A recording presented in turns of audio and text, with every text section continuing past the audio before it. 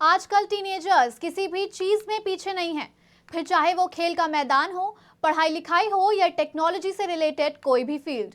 लेकिन इमोशंस का बैगेज काफी टीनेजर्स की जिंदगी पर भारी पड़ रहा है। ये एक ऐसी एज है जिसमें देखा गया है कि ज्यादातर बच्चों को हर चीज की जल्दबाजी रहती है और उस जल्दबाजी के चलते वो गलत कदम उठा बैठते हैं। नमस्कार, आप देख रहे हैं आज की खबर और मैं हूं आपके साथ नबीला उरूज।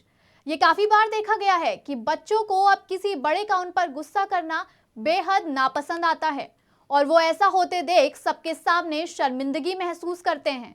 इतना ही नहीं, बल्कि टीनेजर्स में खुद हद से ज्यादा गुस्सा करने की परेशानी काफी ज्यादा बढ़ चुकी है और ज्यादा गुस्सा करने के कारण वो ना सिर्फ खुद को बल्कि अपने आसपास के माहौल को भी काफी हद तक तकलीफ पहुंचाते हैं।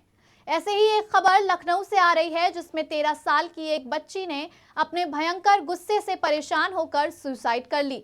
20 जनवरी को हॉस्टल से बच्ची का शव बरामद हुआ और साथ ही एक सुसाइड नोट भी मिला जिसमें बच्ची ने लिखा कि मेरे गुस्से के आगे दुनिया में कुछ भी नहीं है। मैंने खुद को बहुत कंट्रोल किया, मगर अब लगता है कि खुद के गुस्से पर काबू कर पाना मेरे बस की बात नहीं। ये लिखते हुए उसने आगे ये भी बताया कि किस तरह उसके बेवजह क्रोध के कारण उसने न सिर्फ अपने घर वालों से लड़ाई करी बल्कि गौरी नाम की लड़की का सर भी फोड़ दिया।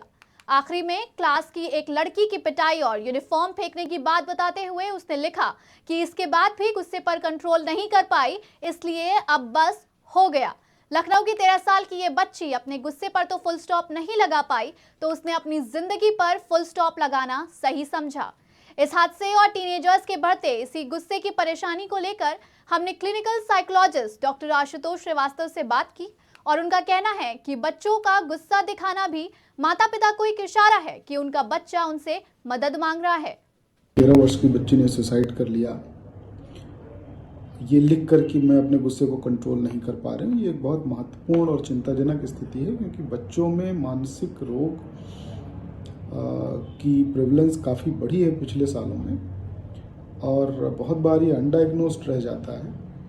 इस बच्ची के केस में भी जिस तरीके के लक्षण, जिस तरीके की बातें निकल के सामने आ रही हैं वो साफ साफ इंगित कर रहे हैं कि बच्ची मानसिक रोग से पीड़ित थी, पर ना तो उसकी पहचान की गई ना उसका इलाज किया गया और बच्ची अपने आप में उस रोग से लड़ती रही।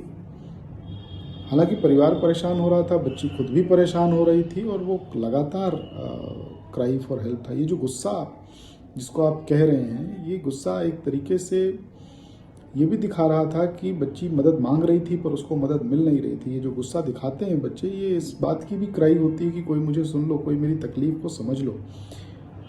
आमतौर पे पेरेंट्स समझते हैं कि 10-12 साल की उम्र में बच्चों को क्या तकलीफ है, किस बात का कष्ट है, कौन सी परेशानी है, किस बात का तनाव है, खाओ पियो पढ़ाई करो मौज करो, this is what it all about.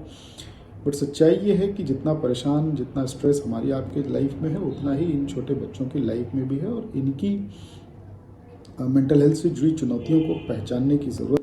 इस तरह के हादसों की खबर बढ़ती जा रही है और अगर आपका बच्चा भी हद से ज्यादा गुस्सा करता है तो आप उस पर भड़कने के बजाय ये समझने की कोशिश करें कि उसके गुस्से की वजह क्या है। उसको समझाने से पहले उसे खुद समझने की कोशिश करें। हो सकता है इससे कुछ मदद मिले और वक्त रहते इन हादसों से बचा जा सके। ऐसी तमाम खबरों के लिए जुड़े रहिए आज की खबर के साथ।